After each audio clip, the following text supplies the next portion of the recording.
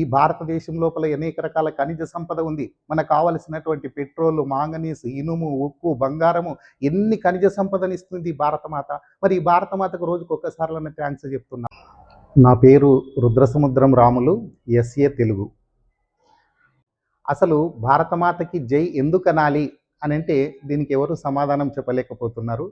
కొంతమంది భారతమాతకి జై అనడానికి కూడా జంకుతున్నారు.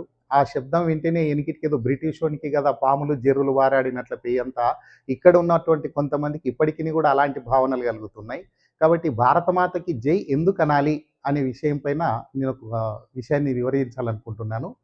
భారతమాతకి జై ఎందుకనాలి అని అంటే, మనకు ఎవరైనా ఏదైనా చిన్న సహాయం చేసినప్పుడు మనం వారికి కృతజ్ఞతలు తెలియజేసుకుంటుంటాం. పొరపాటున ఒక పెన్ను లేదు మన దగ్గర, ఒక విద్యార్థి పెన్ను ఇచ్చాడనుకో, తిరిగి ఇచ్చేటప్పుడు థ్యాంక్స్ అంటాం. థ్యాంక్స్ అంటే అర్థం ఏంటి? కృతజ్ఞతలు. కృతజ్ఞతలు అంటే అర్థం ఏంటి? చేసిన మేలు మరవని వాడను అని అర్థం. ఒక గ్లాస్ నీళ్ళు తెచ్చి ఇచ్చిందంటే థ్యాంక్స్ అంటుంటాం. ఎక్కడైనా సరే చిన్న చిన్న హెల్ప్ చేస్తేనే మనం థ్యాంక్స్ చెప్తుంటాం. థ్యాంక్స్ అనే దానికి విపరీతం వివరణ తీసుకున్నట్లయితే చేసిన మేలు మరవని వాడను అన్నంత కృతజ్ఞతలు తెలియజేస్తున్నాం కదా. మరి భారతమాత, ఈ భూమాత మనకి ఎన్నో రకాలైనటువంటి సహాయ సహకారాలను అందిస్తుంది కదా. వాటి కోసం మనం ఎన్నిసార్లు థ్యాంక్స్ చెప్తున్నాం. మనం తినడానికి ఆహారం ఎక్కడి నుంచి వస్తుంది? ఈ భూమాత నుంచే వస్తుంది. మరి మనం తాగడానికి నీరు ఎక్కడి నుంచి వస్తుంది? ఈ భూమాత నుంచే వస్తుంది. మనం పీల్చే ఆక్సిజన్ గాలి ఎక్కడి నుంచి వస్తుంది? చెట్ల నుంచి వస్తుంది. చెట్లు ఎక్కడ ఉన్నాయి? మళ్ళీ భూమిపైనే ఉన్నాయి. కాబట్టి ఈ విధంగా నీకు కావలసినటువంటి గాలి, నీరు, ఆహారం అన్నింటిని ఇచ్చేటటువంటి ఈ భూమాతకు మనము ఎన్నిసార్లు థ్యాంక్స్ చెప్తున్నాం? రోజుకొక్కసారైనా థ్యాంక్స్ చెప్తున్నామా? అందుకే ఆ భారతమాతకు జై అనడంలో ఏంటంటే భూమాతకు థ్యాంక్స్ చెప్పుకున్నట్టు భావన. అలాంటి భావనని, అలాంటి దేశభక్తిని విద్యార్థుల్లో నిర్మాణం చేయడం కోసం, విద్యార్థుల్లో ఆ యొక్క భావనని కొనసాగించడం కోసం ప్రతినిత్యం కూడా పాఠశాలలో ప్రార్థనా సమయాలలో భారతమాతకు జయకారం అనేది చెప్పించాలి. కేవలము ప్రార్థన సమయంలోనే కాకుండా ఆట పాటల్లోనూ కూడా విద్యార్థులకు భారతమాతకు జయం అనేది ఉండాలి. ఎందుకోసం అంటే మనది సనాతన ధర్మం కలిగినటువంటి దేశం. మన దేశాన్ని మాతృశక్తిగా భావిస్తున్నాం. భారత మాత అంటున్నాం తప్ప భారత పిత అనడం లేదు. ఎందుకంటే మాతృ అనేటటువంటి అంత గొప్పనైనటువంటిది. ప్రపంచంలో ఏ దేశాన్ని కూడా మాతగా భావించడం లేదు. వేరే దేశాలైనటువంటి అమెరికా మాత, జర్మనీ మాత, జపాన్ మాత అని ఎవరు అన్నారు.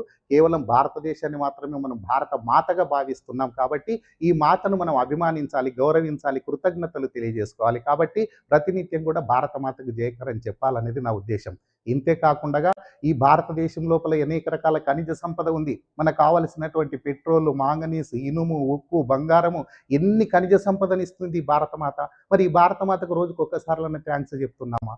అందుకే మన పెద్దలు, మన శాస్త్రాలు, మన ధర్మము ఏం చెప్తుంది అని అంటే, ఉదయం నిద్ర లేవగానే మనం ఏం చేయాలంటే ఎవరి ముఖాలు చూడకుండా కరాగ్రే వసతే లక్ష్మి, కరమధ్యే సరస్వతి, కరమూలేతు స్థితౌ గౌరీ, ప్రభాతే కరదర్శనం అని మన పెద్దలు చెప్పారు. అంటే ఉదయం లేవగానే మన అరచేతులు మనం చూసుకోవాలి. మన చేతుల యొక్క కొన ఏళ్లలో సరస్వతి లక్ష్మీ నివాసమని, చేతి మధ్య భాగంలో సరస్వతి నివాసమని, చేతి మూలలందు పార్వతీదేవి యొక్క నివాసమని మన పెద్దలు చెప్తున్నారు. కాబట్టి లక్ష్మీ, సరస్వతి, పార్వతి అమ్మలని యొక్క దర్శనం చేసుకున్నటువంటి భాగ్యం మనకు కలుగుతుంది. ఆ రోజంతా కూడా హాయిగా మన యొక్క జీవితం కొనసాగుతుందనే భావనతోటి ఈ యొక్క సంస్కారాన్ని మన విద్యార్థులకు ఇవ్వాల్సిన అవసరం ఉంది. రెండవది ఏంటంటే, మనం నిద్ర నుంచి లేవగానే భూమిపైన కాలు పెట్టేటప్పుడు సముద్రవసనే దేవి పర్వతస్థన మండలే విష్ణుపత్ని నమస్తుభ్యం పాదస్పర్శం క్షమస్వమే. అంటే ఓ భూమాత, సముద్రవసనే దేవి, సముద్రం నందు నివాసం ఉన్నటువంటి ఓ భూమాత. మన యొక్క భారతదేశ పటాన్ని మనం చూసినట్లయితే 3 వైపుల నీళ్లు కనిపిస్తుంటాయి. ఆ నీటి మధ్య నుంచి సముద్రంలో నుంచి ఉద్భవించినటువంటి ఒక మహావృక్షంలాగా భారతమాత మన యొక్క భారతదేశ పటం కనబడుతుంటుంది. అంటే సముద్రంలో ఉద్భవించినటువంటి ఓ భారతమాత, పర్వతస్థన మండలి, పర్వతములే స్థానువులుగా కలిగినటువంటి ఓ భారతమాత, విష్ణుపత్ని నమస్తుభ్యం, విష్ణువుకి భార్య అయినటువంటి ఓ భూమాత, పాదస్పర్శం క్షమస్వమే, నా పాదాన్ని నీకు తాకిస్తున్నా, నన్ను క్షమించు తల్లి అని చెప్పేసి మన చేతులను భూమికి తాకించి నమస్కారం చేసుకోవడం అనేది ఒక సంస్కారం. కాబట్టి ఈ విధంగా ఈ భూమాతకు ప్రతినిత్యం చేయాల్సినటువంటి మన యొక్క సంస్కారవంతమైనటువంటి మన పెద్దలు చెప్పినటువంటి ఆచారాలు, సాంప్రదాయాలు ఎన్నో ఉన్నాయి. కానీ వాటినన్నిటిని కూడా మన యొక్క పాఠశాలల లోపల కానీ, మన విద్యా విధానం లోపల కానీ మనకు నేర్పించడం లేదు. కాబట్టి ఈ చిన్న చిన్న విషయాలను మన విద్యార్థులకు తెలియజేసినట్లయితే మన విద్యార్థులు కూడా భవిష్యత్తులో గొప్ప దేశభక్తులుగా తయారవుతారు. ఎప్పుడైతే దేశం బాగుంటేనే మనం బాగుంటాం. దేశం నాశనమైందంటే మనం కూడా ఉండలేం. కాబట్టి నువ్వు ఎంత సంపద సంపాదించినా, ఏది సంపాదించినా కూడా దేశం ముఖ్యం. కాబట్టి దైవం కంటే దేశం ముఖ్యం.